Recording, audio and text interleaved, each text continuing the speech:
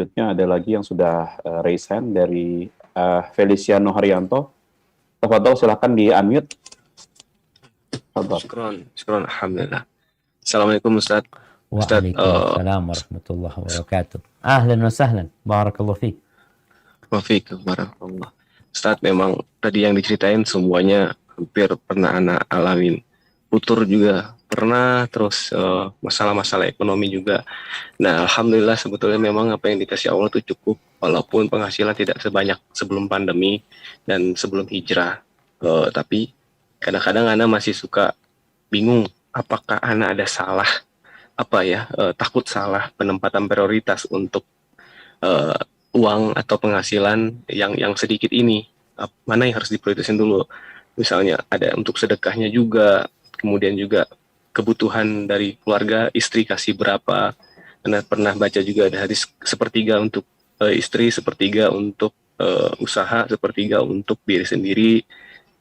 Coba untuk menjalankan itu juga, terus kok rasanya masih kayak belum plong gitu. Terlebih sekarang ada kebutuhan untuk sekolah anak juga gitu-gitu, Ustaz. Jadi gimana ya, memprioritaskan dan membagi rezeki ini yang sebetulnya memang cukup, cuman Ana beberapa kali ngerasa kayaknya kemarin salah nih, harusnya pakai ke sini gitu, Tat. Ya, barakallahu fiik. Wafiqhu barak, Masya Allah. Ya jamaah, alhamdulillah. Yang Allah kasihkan kepada kita itu sebenarnya cukup kalau kita menerima. Tapi kalau kita nggak nerima, nggak ada cukupnya. Maka kata Nabi SAW, "Lau utiya ibnu Adam wadin min dhahab." Kalau anak Adam itu dikasih satu lembah, kalau sekarang mungkin satu stadion, ya lebih dari satu stadion isinya emas, bertumpuk emas ke atas, dia kepingin dua. Dikasih dua, kepingin tiga. Itu tabiat manusia. Yang membuat dia puas atau berhenti, mati. Makanya Nabi SAW mengatakan, "Irdha bima qasamallahu lak takun aghnan nas." Ridhalah engkau dengan apa yang Allah berikan, engkau akan jadi orang yang paling kaya.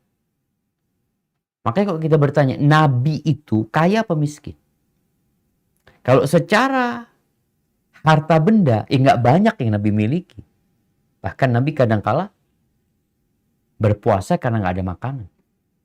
Tapi beliau adalah orang yang paling kaya karena beliau ridho dengan apa yang Allah berikan kepada beliau.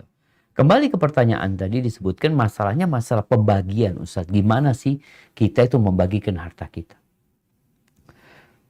Ya, Rasulullah SAW mengatakan, "Ibda biman ta'ul." Ketika engkau mau berbagi itu, mau mengeluarkan nafkah, maka mulailah yang menjadi tanggunganmu. Jangan nyumbang masjid, jangan ngasih fakir miskin, ternyata yang menjadi kewajibanmu belum kau cukupi. Sehingga tatkala ada sahabat yang berkata kepada Nabi SAW, "Ya Rasulullah, indi dinar."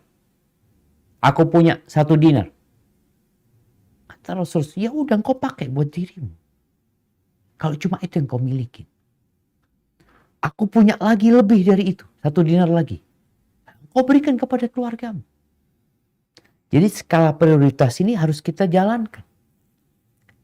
Yang paling penting adalah menjadi tanggung jawab kita. Bisa jadi tanggungan kita orang tua kita. Tapi ada enggak orang tua alhamdulillah cukup, bahkan lebih. Jadi siapa yang kau tanggung? Istri sama anak. Ya udah kau berikan kepada mereka. Berapa jumlahnya? Ya sesuai dengan uang yang kau miliki. Allah Azza wa Jalla mengatakan, "Liyunfiq dhu sa'atin min sa'ati. Wa man qudira alaihi rizqu falyunfiq mimma atahu."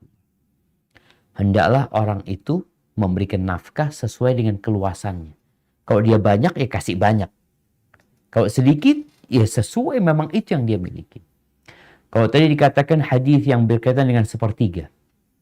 Jadi sepertiga, pembagian sepertiga itu pembagian yang Masya Allah sebenarnya ya. Banyak. Sepertiga untuk keluarga, dia makan untuk biaya hidup dia. Sepertiga untuk sedekah. Bukan untuk keluarganya, tapi untuk sedekah. Sepertiga dikembalikan kepada modal usaha. Maka ana rasa antum yang lebih tahu.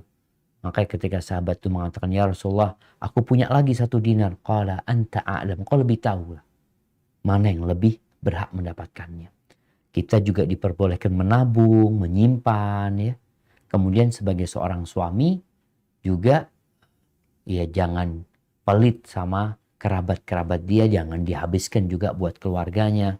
Kalau memang di masa pandemi ini ada kerabat-kerabat dia yang susah hidupnya. Bahkan itu bisa menjadi pembuka pintu rizki kalau kita berbagi kepada kerabat-kerabat kita. Hadza wallahu a'lam bissawab. Masya Allah, jazakallah.